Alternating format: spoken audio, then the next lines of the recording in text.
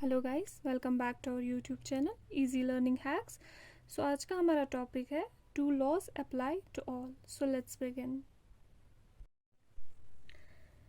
Analyze the situation. A government official helps his son go into hiding because his son has been given a 10-year jail sentence by a district court for a crime that he has committed. एक government official के बेटे ने किसी तरह का कोई crime commit किया है तो अब इसको 10 साल की सज़ा सुनाई गई है, लेकिन उसके फादर ने उसको कहीं छुपा दिया है। ठीक, तो अब आप बताएं यहाँ लॉ का वायलेशन हो रहा है कि नहीं।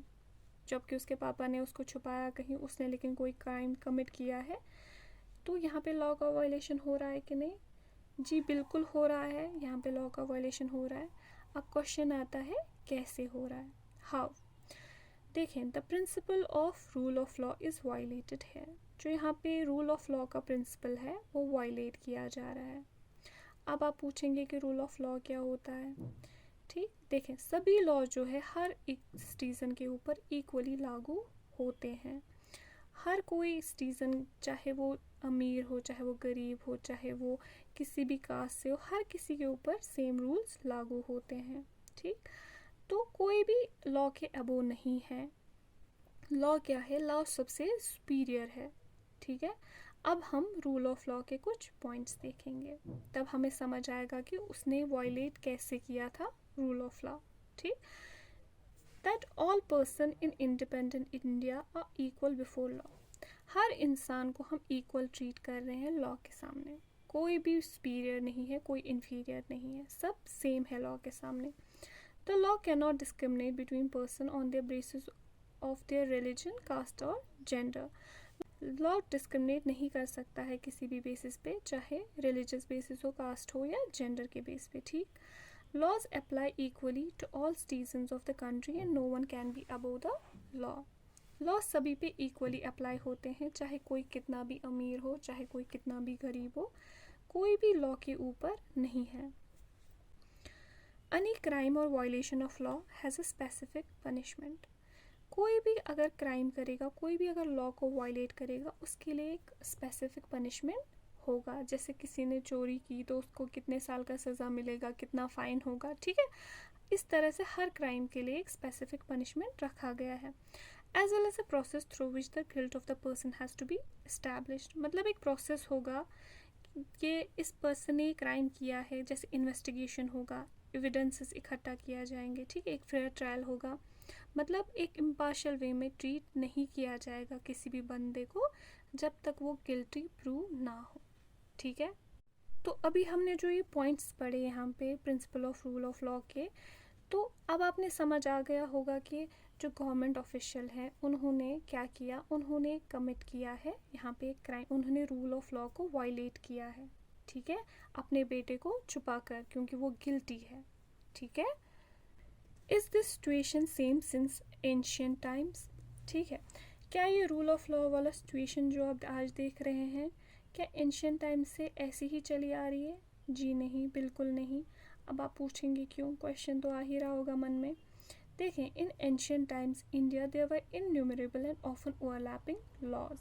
एंशियंट इंडिया में बहुत सारे लॉज थे, क्योंकि इंडिया में तब राजाओं का रूल चलता था, तो हर एक एम्पायर का एक अपना राजा हुआ करता था, तो उन सब के रूल्स अलग हुआ करते थे। ठीक है ना, तो बहुत सारे ओवरलैपिंग लॉज थे, तो बहुत कन्फ्यूजन क्रिएट हो जाता था, कौन सी बात सही है, कौन सी गलत है, तो ये जानना डिफ़िकल्ट रहता था। तो इसके चलते क्या हुआ, इट क्रिएटेड प्रॉब्लम। सारी प्रॉब्लम्स क्रिएट हुई इस वजह से, बहुत सारी प्रॉब्लम्स। ठीक है, during colonial period the system of laws began to evolve. जब ये प्रॉब्लम्स क्रिएट हुई बहुत सारे लॉज से, तो उसके बाद कॉलोनियल गवर्नमेंट ने धीरे धीरे लॉज बनाना स्टार्ट किया।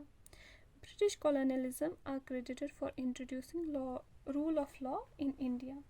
इंडिया में जो रूल ऑफ लॉ है उसका क्रेडिट किसको दिया जाता है, ब्रिटिश कॉलोनियलिज्म को। लेकिन ठीक है, historians have disrupted this claim on several grounds. Historians ने इस क्लेम को गलत ठहराया है, क्योंकि ये क्रेडिट वो नहीं मान रहे हैं कि ये क्रेडिट ब्रिटिश कॉलोनियलिस्ट को जाना चाहिए। उनका मानना है कि यहाँ पे इंडियंस की ही मेहनत गई है। ठीक है, अब आप देखेंगे उन्होंने ये क्लेम तो गलत ठहराया है। किस ग्राउंड पे गलत ठहराया है? पहला है first that colonial law were arbitrary. पहला ये था कि कॉलोनियल लॉज जो थे वो अनफेयर थे, वो एक तरफा थे, मतलब ब्रिटिशर्स के फ़ायदे के लिए थे, इंडियंस का उसमें कोई फ़ायदा नहीं हुआ करता था। तो उनके जो रूल्स थे, लॉज थे, वो आर्बिट्री थे। Second, that the Indian nationalists played a prominent role in the development of the legal sphere in British India. दूसरा ये कि जो हमारे Indian nationalists, Indian scholars, Indian law makers थे, उन्होंने मेहनत की, अपने कंट्रीब्यूशन दिए, अपना वैल्यूएबल टाइम दिया, ताकि तब जाके ये लॉज बने हैं। ठीक है, अब हम इंडियन नेशनलिस्ट का रोल देखेंगे लॉ मेकिंग में, role of Indian nationalists in law making. The Indian legal professions also began emerging and demanded respect in the colonial courts. They began to use law to defend the legal rights of Indians. Therefore, Indians played a major role in the evolution of the rule of law during the colonial period. देखें, जो Indian legal professions थे, जिन्होंने law के बारे में, जिनको law के बारे में जानकारी थी, जैसे doctor B are Ambedkar ji हो गए, जो हमारे फादर ऑफ इंडियन कॉन्स्टिट्यूशन भी है, ठीक है, उन्होंने कॉलोनियल कोर्ट्स में इंडिया के रिप्रेजेंटेशन के लिए डिमांड किया था, जो हमने पिछली बार पढ़ा भी था।